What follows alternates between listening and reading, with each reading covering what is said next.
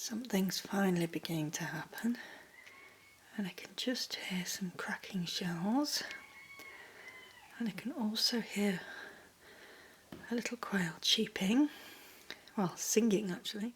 There's some more cracking sounds going on, some more cheeps.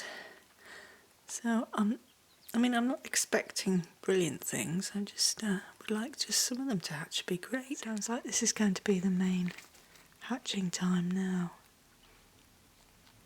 She's very good. She's not moving too much.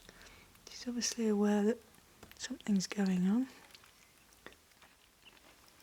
It's a good idea, if you can plan it, for you to be with your hen when the quail begin to hatch, because it's a new experience and you're never quite sure how she's going to react to them. She's rearranged herself. She's put herself a bit higher up so that she's obviously making room for the chicks as they hatch and to be less of a weight on them. She's still though got to sit the others and keep them warm, so she's being really, really careful how she's moving her feet. She's moving very, very gradually, so that's a great sign. That means she's really aware what she's doing. She's actually just oiling her feathers, so that's quite interesting. So she's having a good look around to see what's going on. She's being very gentle, so that's okay.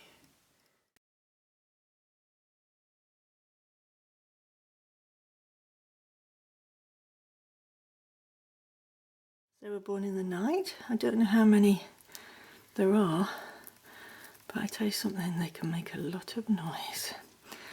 In fact, you can't believe how much noise they can make, because what was happening was, as they were being born, they were calling to the other ones. So I haven't had much sleep, but they're absolutely beautiful. And she is wonderful with them because she's very, very gentle, which is really important. So I'm going to go and get them some food. I can see there's a gold one. It's going to be one, what we call cailles, which is the stripy ones, they're wild looking ones. And then I think there's a white one. And then the ones with the gold with the stripe down the back, they'll be the golden quail. And there's a great difference in size. There's an absolutely tiny one, and then there's an enormous golden one, so it'll be quite interesting.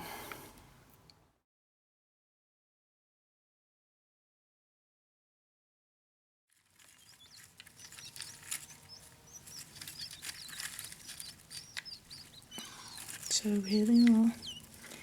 They look like trouble. They do say that all the problems happen with quail after they hatch. I don't even know how many there are, but there's one white, or two little white ones, and then there's some golden ones, mostly golden quail, and then the brown quail too. So that is really good, and as they're leaving a little one here, he's straight from the nest. Oh, and that golden one looks a bit adventurous too. Come on. Oh, lovely.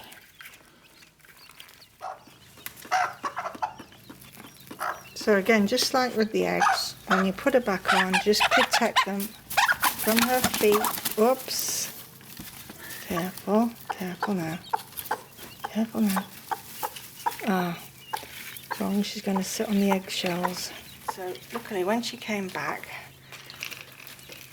she sat on the eggshells. So what I'm going to do, I'm going to stop them going to her. We're going to because there's 3 eggs left to hatch.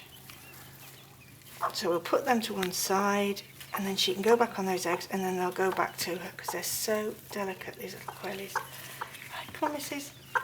There's your eggies. Look at those lovely eggies. You get on them. That's it. And then, oops, one's already fallen in. That's okay.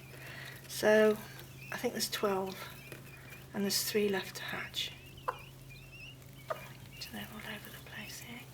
They'll get back. Right, and now we're going to give them some food. So we don't want to see those eggshells because she'll probably go for the more eggs than 3. And she's happy with those. You have done a brilliant job. Now it's going to get hard now. Look at them. So this was the idea of making the playpen. She could still sit any other eggs that were left to hatch, and because they're going to get up to speed reasonably quickly, they'll be able to play about in this area.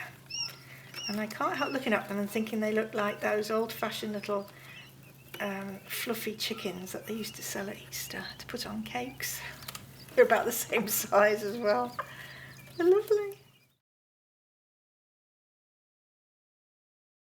So I've done an apple and 5 cereals, flattened cereals, some lettuce from the garden, and some yeast flakes for riboflavin, just in case they're deficient, which quails sometimes are.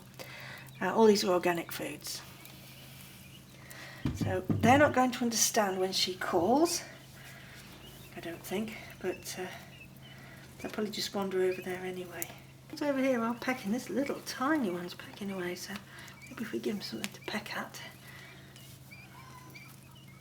That's a minuscule one, that one. Oh no, they're already learning what that means. Oh, they're quick. Speedy. Oh, he's having a little go. He's having a drink. Yeah. I have to go and get some more water. Did make it wet. Sometimes quail don't like wet food, but